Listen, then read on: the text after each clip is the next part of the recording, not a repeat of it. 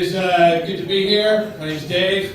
I'll get this out of the way. I know I look like the kind of guy that gets his picture in the newspaper because the police came and took away the hard drive of his computer.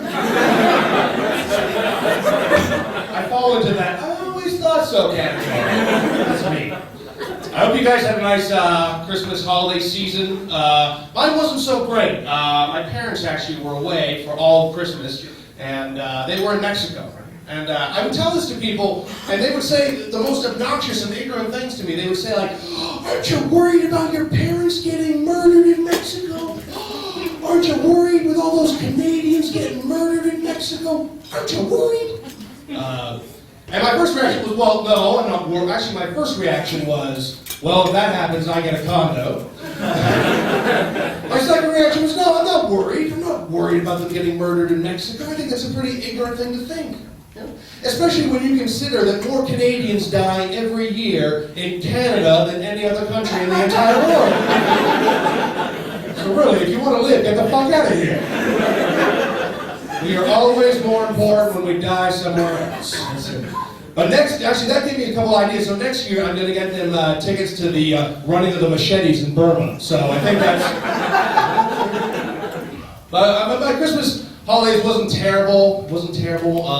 I know it bothers some people when they see other people putting out their Christmas decorations up too early. That really pisses some people off, you know? And I'm all right with it. I think December 1st, that's perfectly okay. Put up your Christmas shit there. Right? I think the one time every year that you've got to take down your decorations and immediately afterwards is Halloween. I think of Halloween, as soon as it's done, you got to take them down right away. Because I'm sorry. But if it is mid-February and you still got a guy hanging from a noose in your front yard, get your shit together, right? Okay, first of all, you're fucking lazy, and second of all, it's Black History Month, so you could be a little bit more sensitive, right? 1 month, what did you see this? I thought this was one of the most obnoxious stories that I thought, I saw during the whole sort of month of December. I couldn't believe this. But did you know someone actually stole the sign at the front of the concentration camp Auschwitz? Did you see that? I don't know exactly what the sign says. It says something like freedom through work, or it's something like along those lines, right? But I couldn't believe anyone would steal that, right? But then I thought, you know what? I can see someone stealing that, because there is a very unique gift, or the Christmas gift for the Nazi skinhead who you thought had everything. It's like, oh my God! Oh, have you been reading my Christmas wish list? This is almost better than that necklace of teeth and that lampshade I got last year. Too soon? So I guess I'm a reasonably proud Canadian. I think we live in a pretty decent country. I think the one thing this country is missing, though, is we don't have a good excuse city. You know what I'm talking about? It's like in Las Vegas, in the United States, they got Las Vegas, right? And they almost pitch it as an excuse city. Like, hey, come here, man, get drunk, get fucked up, kill over, it doesn't count, man. All right, it's Vegas. It happens here, stays here. That's what they sell you, right?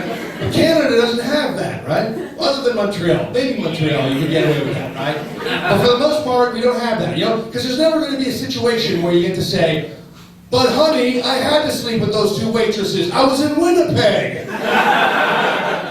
That does not hold on well, right? And I don't care what you say, but whatever happens in Halifax, we'll still make it back to Toronto, right? But yeah, you are correct. They do have a thing for free comedy tickets, right? And the tickets for Comedy Now, right? And if you get a chance, go and see an episode. And I actually got a chance to shoot my own Comedy Now episode. It was many years ago, and actually we shot it. We shot it before the terrorist attacks of September 11th, but they didn't air it until after the terrorist attacks of September 11th, right? So, for sensitive reasons, they had to take a couple of jokes out. So they took this joke out. Let me see if you can see why. Hey folks, do you want to know what I hate about the World Trade Center? It's still there.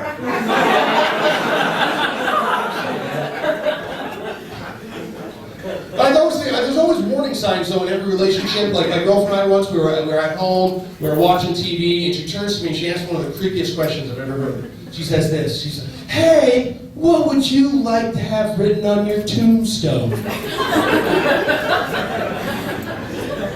I don't know. I hadn't really even thought about that. She said, well, I thought, because you're a comedian, on your tombstone you could have thank you and good night. Well, that's kind of cute.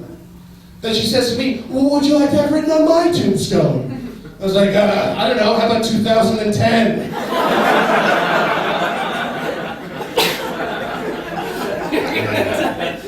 I think marriage is always a very big issue amongst couples, and I don't know. I just like we weren't ready to get. We weren't. I didn't want to get married. That's the thing too. It's like, but I can't believe the fact that that gay marriage is such a big issue amongst some politicians. Like these these fat fucks Rush Limbaugh, who've been married and divorced 3 times, but he doesn't want gay people to get married. I mean, he must really love marriage if he does it 3 times. You know? And they're like, oh, we have no respect for the institution of marriage. Well, fuck, how many fucking TV shows do we see that fucking have no respect for the? Just fucking let people get married. Who gives a shit, right? Some fucking people want to marry their dog or their cat. Well, let them do that too. Who gives a crap, man?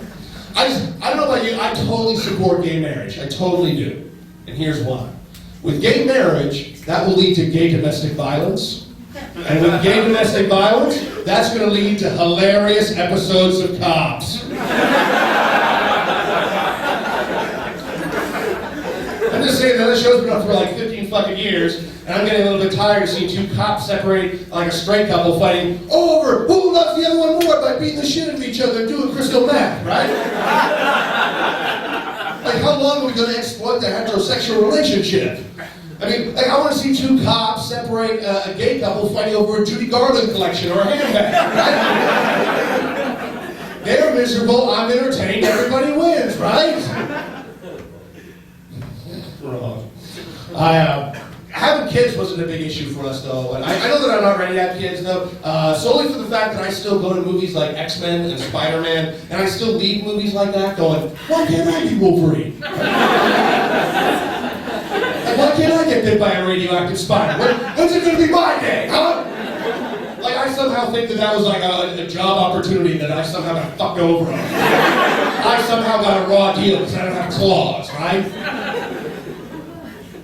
You can buy a thing at the Pacific Mall that almost looks like you have claws. I mean, it's $40, I'm gonna get claws, you're all fucking sorry.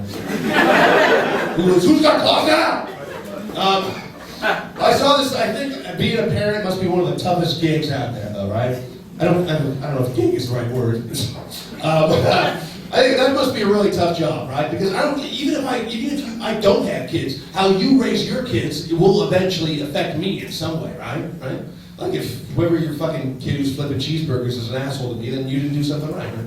I did see something. I'm sure that your kids could do something better than flipping cheeseburgers, but I did see something on the Discovery Channel that I thought if you're a very worried parent about your kid getting lost or abducted. Well, here's something that they have that you can do is you can get a computer chip planted right into your kid's head, and then if your kid ever gets lost through a series of GPS tracking devices, you'll be able to find your kid, or you'll just find his head.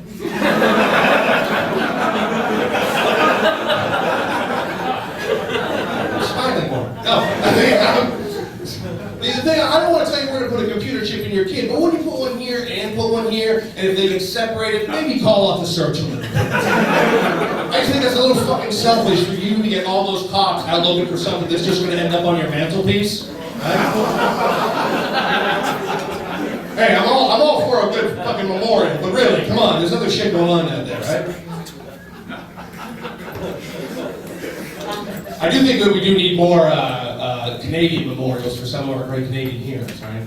And the thing is, I recently got I recently found out that I might be getting a government grant to do a all-Canadian porno movie, right? But one of the conditions was that it had to be inspired by one of our great Canadians, right? So I had to incorporate the Canadian history into all the sucking and the fucking, right?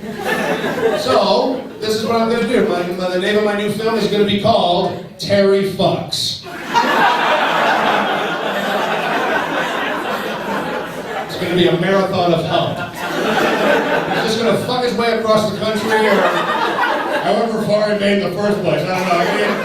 There's going to be researchers to figure that shit out. I don't know. But there's going to be some fucking going on. I'm all for, what I'm against most are double standards. I don't like double standards. I think if you work the same job, you should get the same pay. Why isn't a bottle of beer is the only acceptable bottle for me to walk around a bar with, right? If I'm going to drink a whole bottle of wine, why can't I walk around a bar with a whole bottle of wine? Why is it every time that someone dies doing some extreme sport, someone always shows up on TV and says, well, at least he died doing something that he loved? Really? Why do they never say that about drug overdoses?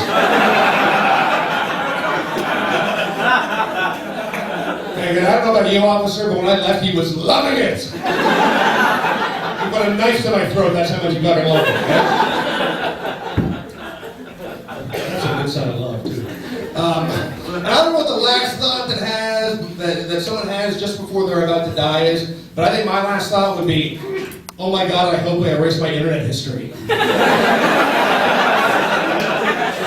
I've been in some weird places for way too long.